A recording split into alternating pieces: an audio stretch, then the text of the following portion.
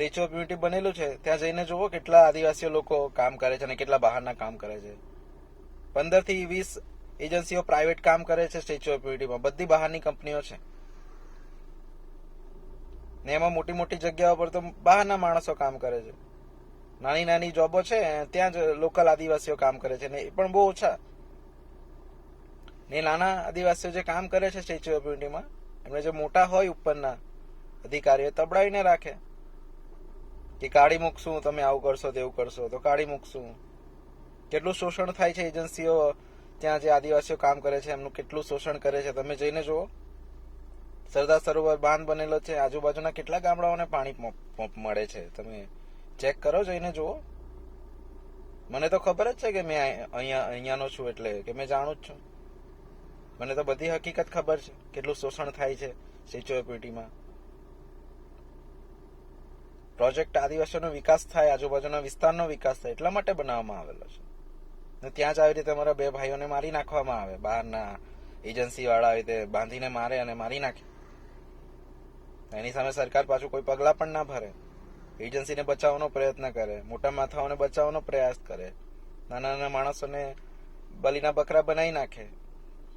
એવું તો ના ચાલે. આ જે ઘટના બનેલી છે એની યોગ્ય તપાસ થાય અને એમાં જે પણ સામેલ હોય એને કડકમાં કડક સજા થાય. અમારો બધા આદિવાસી સમાજ એવું જ કહેવા માંગે છે. ચૈતરભાઈ વસાવા હોય, અનંત પટેલ સાહેબ હોય, બીજા પણ બધા નેતા હોય, જે પણ આદિવાસી નેતા છે કોઈ પણ પાર્ટીમાં હોય, બધા પાર્ટી ભૂલીને આજે 13 તારીખે 13 ઓગસ્ટના દિવસે ભેગા થવાના હતા કેવડિયા કોલોનીમાં. અને એ ભેગા ના થાય એના માટે આ પોલીસ મૂકી દેવામાં આવે. એવું કેમ કરવામાં આવે છે? સમાજના નામે, અમારા ભાઈઓના નામે અમે ભેગા થઈને શ્રદ્ધાંજલિ પણ ના આપી શકીએ? એ ક્યાં સુધી વ્યાજબી કહેવાય? આઝાદ ભારતમાં તમે આવી રીતે અમારા જે નેતાઓ છે જે અમારા માટે અવાજ ઉઠાવે છે એમને તમે નજરકેદ કરી દો, એમને જવા ના દો, એમને મળવા ના દો. એ કેટલી હદ સુધી વ્યાજબી કહેવાય? ને આવો ઓર્ડર આપે છે કોણ પોલીસ વાળાને? મારે તો એ જાણવું છે કે કોણ એવું કે છે કે તમે ચૈતરભાઈ વસાવાને નજરકેદ કરી દો, આનંદભાઈ પટેલને તમે નજરકેદ કરી દો, સુખરામ રાઠવાને તમે નજરકેદ કરી દો, બધા નેતાને તમે નજરકેદ કરી દો એટલે એ લોકો આવે ના, એ લોકો સમાજના નામે ભેગા ના થાય? કેમ આવું? કેમ? એનું કારણ શું છે?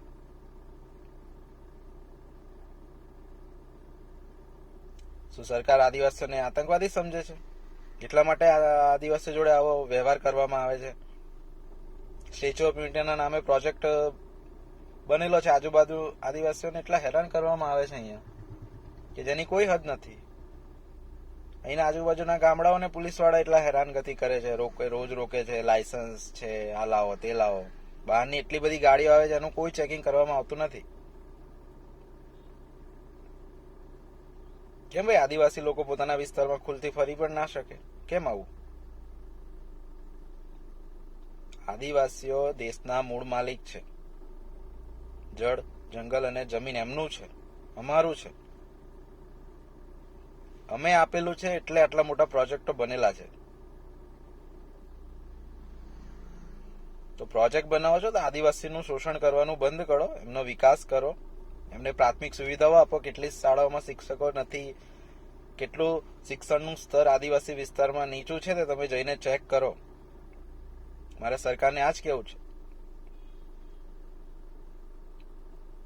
ને જ્યાં સુધી આ મારા જે આદિવાસી ભાઈઓનું જે મૃત્યુ થયું છે એમને સંપૂર્ણ ન્યાય નહીં મળે ત્યાં સુધી આ અવાજ ઉઠાવવાનું ચાલુ જ રહેશે. આદિવાસી ચૂપ છે એનો મતલબ એવો નથી કે તમારો અત્યાચાર સહન કરી લેશે. જય જોહાર, જય સંવિધાન.